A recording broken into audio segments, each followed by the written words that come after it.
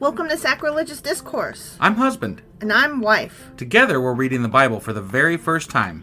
We grew up without religion and wanted to know what all the fuss was about. Well, what have we learned so far? That God is a dick, and apparently some people believe in talking donkeys? We're not trying to pass ourselves off as experts. Nope, we're just reading the Bible for the first time and giving our first take reaction. If you'd like to join us in this venture, you might consider starting at episode 1. Otherwise, jump in wherever you like. All right, let's go read the Bible. Yeah, let's get to it.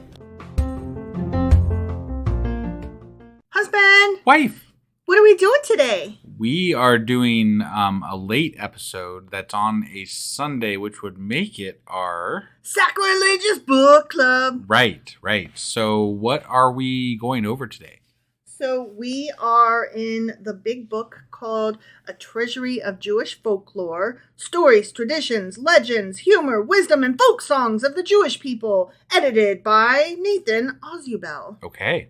And part 1 was Jewish Salt, part 2 was Heroes. We are in part 3, The Human Comedy. Last time, we're still in chapter 1, Droll Characters.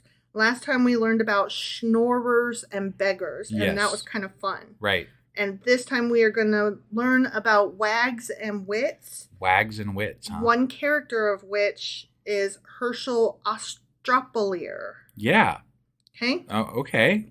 And that's where we're I don't know today. what significance that has, but okay. Well, he's just a guy. Just a guy? He's a jester. Jester. Okay. Yeah. All right. Well, let's go ahead and get into this. Yeah. All right.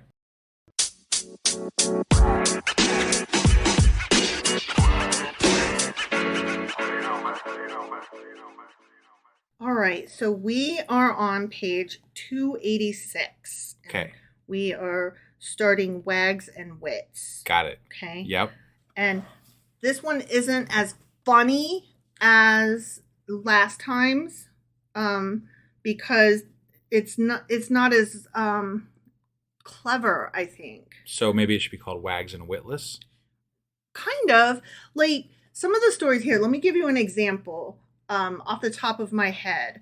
It would be like if I came to you and I said, hey, I like hamburgers, but I don't like pickles on them. And then you say, why don't you like pickles on them? And then I say, because it's a cruel thing to do to a cucumber. Ha. Yeah, ha. It's like that. You Got know what it. I mean? Yeah. Okay. Like, but it's presented as very like tongue in cheek and get it? Mm. And I'm like, yes. I get it, but it's dumb. Yeah. It's not even a dad joke. Like, dad jokes make you groan, but also kind of go. There's this phase that kids go through when they're like, I don't know, maybe 4 to 5. I don't remember exactly what age it is exactly. But like it's their knock-knock phase. It's ages 4 through 8. 4 through 8, okay. And we call it the knock-knock phase. And they learn about knock-knock jokes, somewhat, sort of, kind of. So. And then they make up all these horrible, I mean absolutely horrible. Here, let's do one. Ready? Knock, knock. Who's there? Hamburger. Hamburger who? Hamburger. Yes. that is an example of. And the first couple is like, oh, you're cute. You don't understand how jokes work. Right. But then it keeps going. Yeah. And then you're like, oh God, when does this end? Yeah, and it's a whole phase. Yeah. And then between the ages of say 8 and 12, you get the what I call monotone excitement phase. Right. And that's like with our son, it was Dragon Ball Z. Mm-hmm. And it's where he would stand very still and he would say it in a monotone and he would be like, and then he does this and the character does a flip and then his hair does that. And you just can't possibly and like pay attention. No, you can't because it's so fucking boring. Right. And I mean, God bless the children, right? Like, yeah. I love my son, but really like that voice and you know, the kid that you guys all know and love who has been on this podcast a few times did the same goddamn thing, but it was with like Wings of Fire, a dragon series. And maybe Minecraft. And Minecraft, yeah. And it's just, and then this happened and then that happened and you have to hold the key down to do this and it's an X, but not this X and not that X. And it's like, oh my God. And there's like zero excitement in this voice, and it's just like delivering the most boring, dull report to you. Yeah. And it can go on for like 20 minutes. But you got to be interested. You got to show interest Yeah. because they're showing interest. Yes. And they want to tell you. And you need to be like thrilled that they are telling you Right, a thing that they right. are interested in. Yeah. So the whole time that you're forgetting to pay attention, you're going, uh-huh, uh-huh. Oh, and wow. then when they pause, yeah. Oh, wow. And then when they pause, you're like, and then what? And you're like, please let it be over. And at some point, you just have to be honest and be like, oh, honey, I'm so sorry, but I forgot to pay attention just then. And what you mean to say is, can you skip to the end? But what they heard was, oh, I need to start all over. And, best parent in the world gets an award for sitting through that shit. I did. I sat through a lot of that shit. We both did. Yeah. So that's why we're the best parents in the world. Yeah. Okay, so anyways, right. Back to this book and the not so good jokes. Right. Okay, so Wags and Wits, an introduction, and I'm just going to read the first couple sentences here. Okay. Like every other people, the Jews were mirthfully entertained by their wits and wags, pranksters and scalawags. Scalawags, I like that word. I love pranksters and scalawags. It was a normal expression of folk life. There were a great number of such droll characters among Jews. Okay. And then they go on to name several that I'm like, okay. Sure. Yeah. Right. And one of them that they named, though, they tell a little bit of history about. And his name is, what is that guy's name? I don't know. Hershel Ostra something or other. Okay. Okay. I'll get there in a minute. Ostropolier or something like that. Yeah.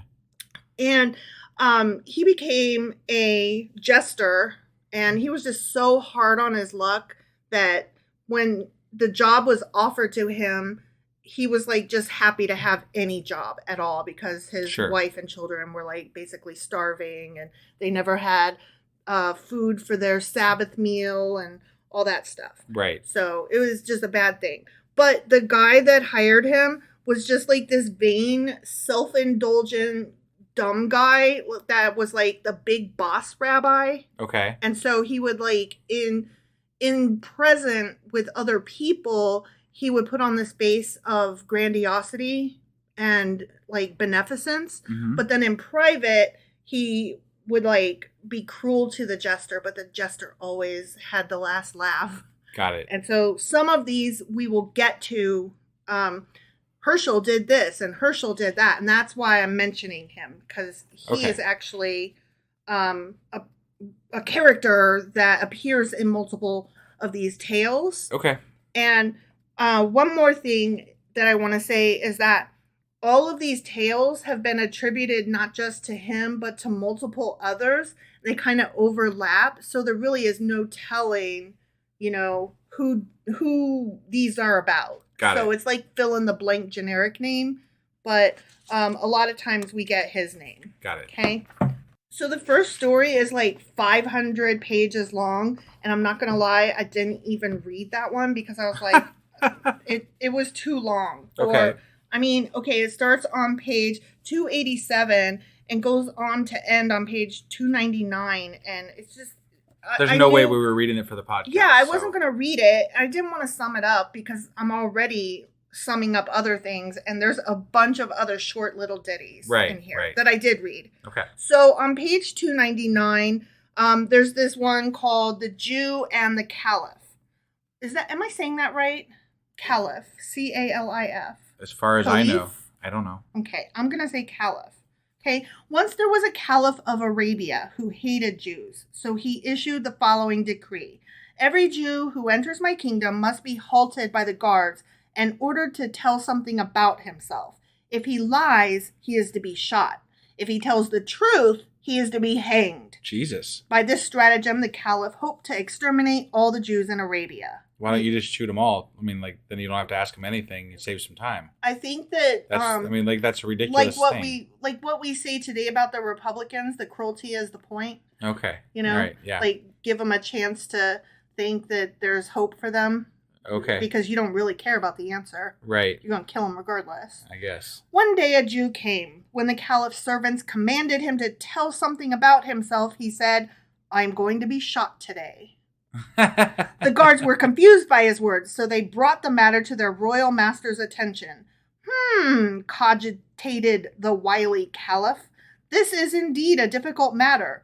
If I were to shoot the Jew, it would imply that he told the truth. But in that case, the law is that he should be hanged, so I cannot shoot him. On the other hand, if I had him hanged, it would imply that he told a lie. And for that, the law provides shooting, so I cannot hang him. And so they let the Jew go. And that reminds me of something that we got into last week, which was that paradox. Right.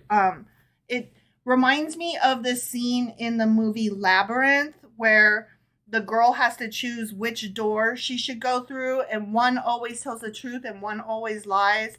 And it's this whole riddle thing, and she figures it out, but like I can never follow. It's too hard for me.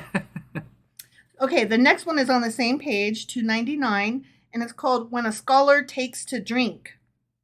A Talmudic scholar, a Seuss? Unheard of thing! Yet there was such a scholar. Once a friend rebuked him.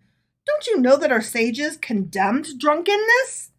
Do you need to tell me that? Retorted the scholar. Of course I know. I'm not drinking to get drunk, but to drown my sorrows. Have you succeeded in drowning them? The friend asked. No, I'm afraid not, the scholar answered grimly. You see, my sorrows are very spiteful. The more I drink, the better swimmers they become. So that was pretty good. Yeah. Okay, the next one also starts on 299, and it's called Drinking Logic. Okay. An old Jew was arrested for drunkenness and taken before a magistrate. The magistrate was taken aback. How, he asked sympathetically, did this happen? Nothing happened, answered the prisoner. I'm not drunk at all. Now see here, uncle, said the judge. It is perfectly obvious that something happened to put you in this state. Come, tell me in your own words. It is really very simple, began the old man. I took one drink. There are many biblical authorities for such conduct. One drink anyone may take. Now, this drink made me a new man. Naturally, the new man was entitled to a drink. So he had a drink. Then we were two. As all the world knows, when two Jews get together, it is permissible for them to have a drink. By this time, we were joyous. And on a joyous occasion, one must drink. I was like, okay. I liked that. I did like that one. Good. Yeah. Okay, so skipping ahead to page 302, we have the four-sided traveler. The traveler has come. Okay. That's a line from Ghostbusters. Oh. You know. I should have guessed. I mean. Yeah. Gozer, the Gozerian right, yeah. says it. Yeah. Okay, the four-sided traveler. A weary traveler alone. Oh, wait. That's not what I wanted to tell. Never mind. I'm not telling Never mind. that We're one. not doing that one. Nope. Sorry. Skip that one. I didn't put a star Rewind. next to it. Yep, rewind. You could even cut that out if you want. Nah. Okay, but on page 302 is dramatic criticism. Okay. I did put a star next to that one. Got it. Mrs. Goldstein could never induce her husband to enter a theater. He had an excuse always for staying home or for joining his cronies at gin rummy or pinochle. But at last Mrs. Goldstein's patience was exhausted. This time, she proclaimed, you go with me or I'll give you a reason to regret it. So Mr. Goldstein permitted himself to be dragged to the drama. He squirmed and fidgeted through the evening while his wife responded appropriately to the play. What do you say now? She asked triumphantly when the lights went up. It stinks, was the laconic reply. What do you mean it stinks? She asked. I'll tell you, said Mr. Goldstein, disgust finally breaking through his restraint. In the theater, it's always the same. A man and a woman. Now when he wants, she doesn't want. And when she wants, he doesn't want. And when they both want, down comes the curtain. I thought that was cute. Yeah. Cute. Okay, so now we're getting into the Hershel Ostropalier. Okay. Ostropalier. Okay. Okay? Yep. I'm just going to call him Hershel. Yeah. Okay? We're getting into all his stories, okay? Yep. So he's a wit and a wag and a scalawag and a prankster or whatever. Got but it. He's the jester. Sure. Okay? Yep. So, on page 306, we have Hershel's revenge on the women. As soon as Hershel Ostropalier went to serve Rabbi Borick That's the guy that was, yeah. As his jester, he met with a hostile stare from the rabbi's wife. She found all sorts of petty pretexts to abuse him. Once, when he tried to defend himself, she turned her back on him insultingly and shut him up with the retort, "Your excuses are making me deaf. You're raising such a racket with them." Hershel smarted under the abuse and lay low. Someday, he vowed, he'd avenge the insult.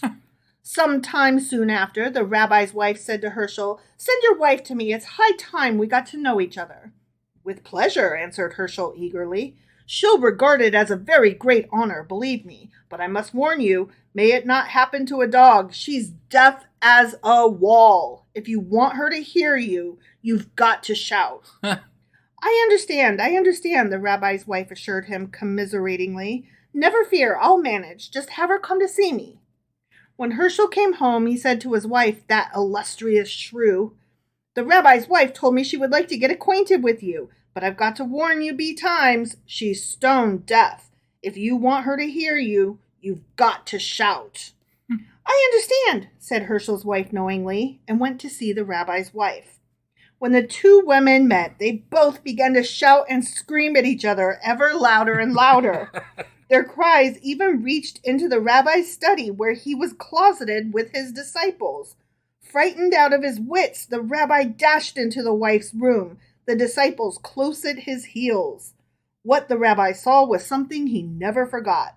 Both women were at the point of collapse. Their voices were hoarse, and their cries sounded more like croaks. "What is the meaning of this?" cried the rabbi in astonishment. "Why are you shouting this way?" "Hershel's wife is deaf," gasped his wife. "I had to yell so she could hear me." "And why do you shout?" asked the rabbi of Hershel's wife. "What else should I do? Your wife is stone deaf," croaked Hershel's wife, her tongue hanging out. "My wife's stone deaf? You're crazy, woman," cried the rabbi, beside himself with rage. "Who told you that?" "Why, Hershel did." All this while, Hershel stood near the rabbi, enjoying himself tremendously. "Impudent fellow," roared the rabbi. "Explain yourself instantly. What kind of a prank is this anyway?" "I am innocent, Rabbi," pleaded Hershel. "All right, so it's my fault," said the rabbi sarcastically. "Blame your wife, Rabbi," urged Hershel. "The other day she was angry at me for some reason. I was entirely innocent." Then, addressing the rabbi's wife, Hershel continued, "Do you remember that when I tried to explain, you turned your back on me and said, 'You're raising such a racket with your excuses, you're making me deaf.' Well, what did you expect? I shouldn't believe you? Why should I have doubted you? Also, was it wrong of me to give due warning to my wife? If she spoke in a low voice, you wouldn't have heard a thing. Besides, wouldn't it have been highly inconsiderate of her to do so?" "But why did you tell me your wife was deaf?" rasped the rabbi's wife in a hoarse voice. "What a foolish question," retorted Hershel. "Imagine if after only a few months I made you deaf with my excuses. How deaf do you think I've made my wife after being married 20 years to her? Don't either of you say I didn't warn you." That's cute, right? Yeah. All right. So this one starts on page 307, and it's called How Hershel Almost Became a Bigamist. Hershel's wife was nagging him to death. "You're a ne'er-do-well," she cried. "You're a schlemazel and a fool. Only you think you're smart. If you didn't speak so impudently to the rabbi and to the gabbai and to all the rich men of the town, we wouldn't be so badly off." When Hershel heard this, he grew angry. "You're a nice one to preach at me," he said bitterly. "Why, you've caused me more trouble than if you were 10 good-for-nothing relatives." "What on earth are you jabbering about?" asked his wife. "Listen to this story and you'll know," began Hershel. "Years ago, when I was still young and handsome, shortly after we had married, I was making a journey on foot. I never was more tired and hungry than I was that day. On the way, I met another poor traveler. 'Uncle,' I asked him, 'do you know if there's a Jewish settlement nearby where some kind-hearted person will take pity on a foot-sore traveler and give him something to eat and a place to sleep?' 'Indeed I do,' replied the man. 'Not far from here lives a Jewish tenant farmer. He is stuffed with money like a Passover goose, but he won't give a poor man a teaspoonful of water. The only person welcome in his house is a marriage broker, because his daughter is an ugly old maid, and he would like to see her married at all costs. When I heard this, I went to call on the miser. I introduced myself not as a marriage broker, but as a virtuous young man in search of a bride. Would you believe it? After being wined and dined in his house for several days, he proposed that I become his son-in-law. To make a long story short, I consented. You miserable wretch, interrupted Hershel's wife. How could you have done a wicked thing like that with me being your wife then?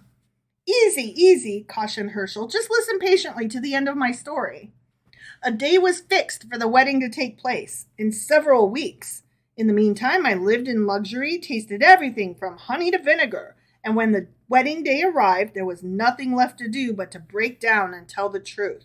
So I said to my bride's father, Listen, father dear, since today is my wedding day, it is my duty to tell you everything about my family, so that later on you shouldn't have any grievances against me.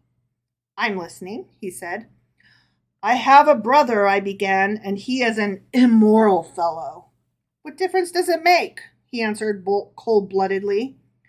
My sister-in-law is unfaithful to her husband. If your brother doesn't bother me, why should your sister-in-law? I have 2 good-for-nothing uncles. That should be my biggest worry. I have a sister and she has an illegitimate child. What? An illegitimate child? Bad, but, what can we do about that? Right. I assure you that in my family there are drunks, card players, and libertines without number.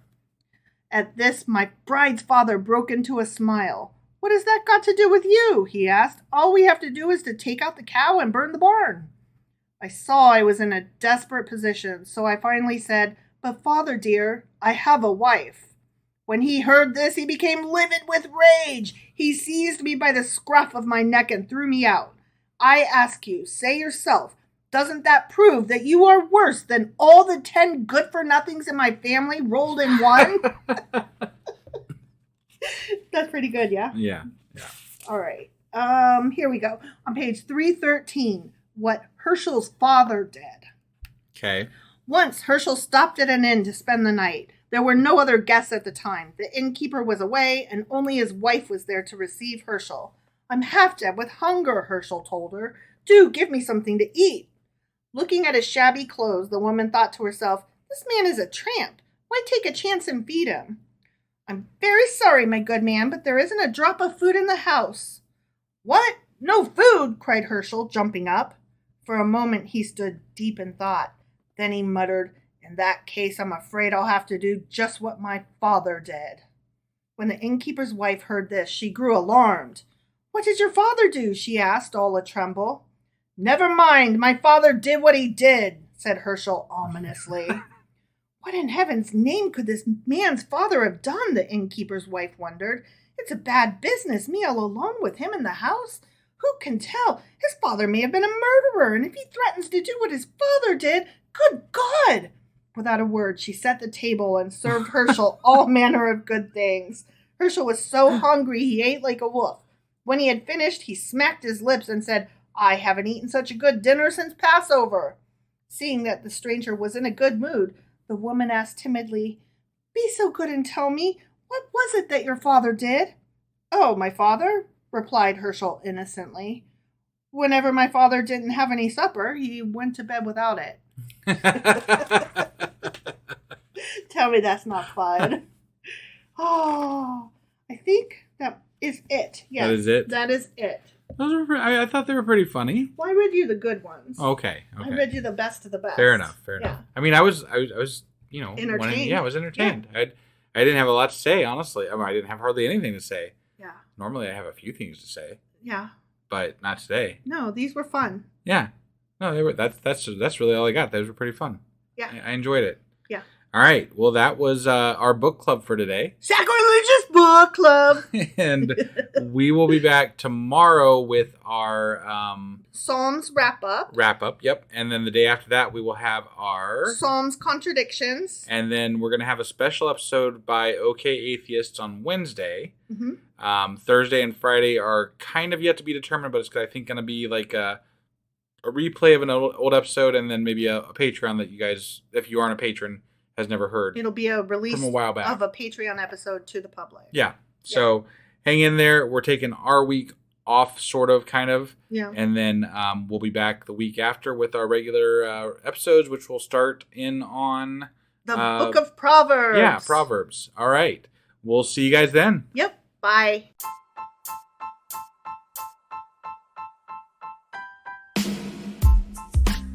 Hey, wife. I guess that's the end? But husband, that's just sad. It doesn't have to be. We are on lots of social media platforms like Twitter. Our handle there is sacrilegious_D. For D's nuts. Oh my God. Stop doing that. Anyway, we're also on Facebook, Instagram, and Pinterest. There's a link to all of our social media sites at our website. Ooh, we have a website? Yeah, it's sacrilegiousdiscourse.com, where you can also find a link to our merch shop. We have a merch shop? Yep, we have podcast-themed clothing, mugs, notebooks, and more, as well as an atheist and science-themed products.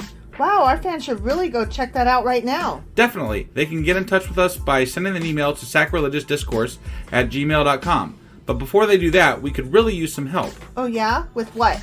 Well, it's not free running the podcast, and we need some financial support in order to get better equipment, which will free up time so we can concentrate on our podcast and our fans. Okay, so what should they do? Head over to patreon.com/sacrilegiousdiscourse and sign up as a contributor on our podcast. Supporters there receive additional bi-weekly episodes that we record just for our Patreon members for as little as $2 a month. Also, we'd really appreciate it if you would like and subscribe on whatever platform you're using. And Apple Podcast reviews help us out tremendously. Like and subscribe. Leave an Apple review. Join us on Twitter. Support us on Patreon. That's a lot of instructions. Don't forget to say thanks. Thanks. Okay, bye.